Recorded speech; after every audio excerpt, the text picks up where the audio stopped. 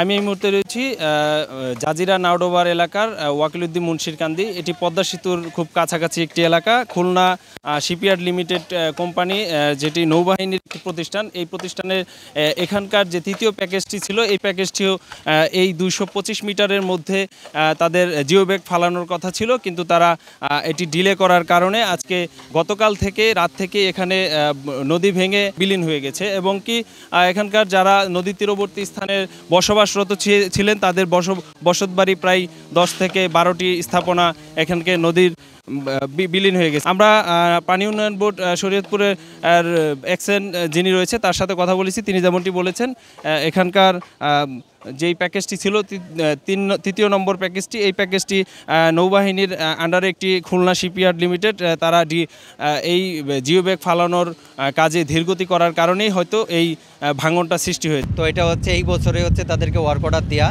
তো অন্যান্য ঠিকাদার যারা আছে তারা হচ্ছে জিও ব্যাগের ডাম্পিংয়ের কাজটা শেষ করে ফেলেছে।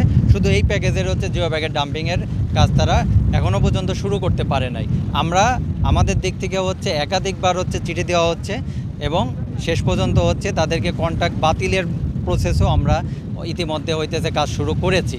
যদি তারা খুব শীঘ্রর মধ্যে অতি শীঘ্র যদি কোনো ভালো কোনো প্রোগ্রেস না দেখাইতে পারে, তাহলে আমরা কন্ট্রাক্ট বাতিলের দিকে যাব। আমরা এখানকার স্থানীয় জনগণের সাথে কথা বলেছি। তারা বলেছেন যে এখানকার যারা পূর্বে চেয়ারম্যান রয়েছিলেন, তারাও এখানকার নদী থেকে বালু উত্তোলন করার কারণে এই ভাঙনের কবলে তাদেরকে পড়তে হয়েছে।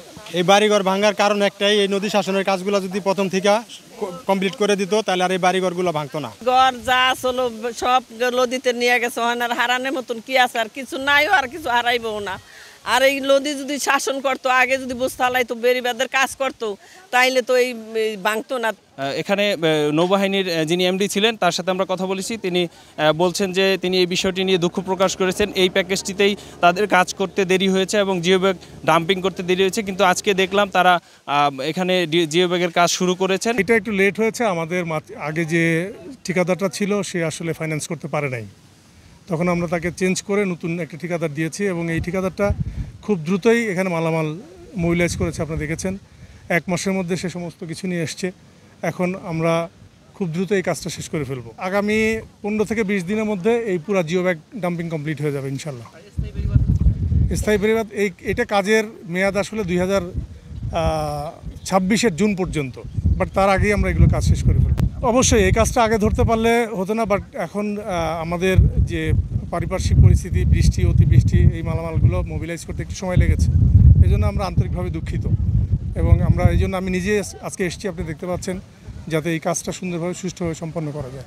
এখানকার যারা নদীতে বিলীন হয়ে গেছে তারা বলছেন যে তাদের যে ক্ষতিপূরণ হয়েছে এবং তারা এখন কোথায় গিয়ে আশ্রয় নেবে সেই বিষয়টি তারা এখনও বোধগম্য নয় এবং কি তারা অনিশ্চিত হয়ে পড়েছেন। এবং কি নদীর পাশে যারা এখনও রয়েছেন তারা ঘরবাড়ি সরানো নিয়ে ব্যস্ত এবং তারা আতঙ্কে রয়েছেন।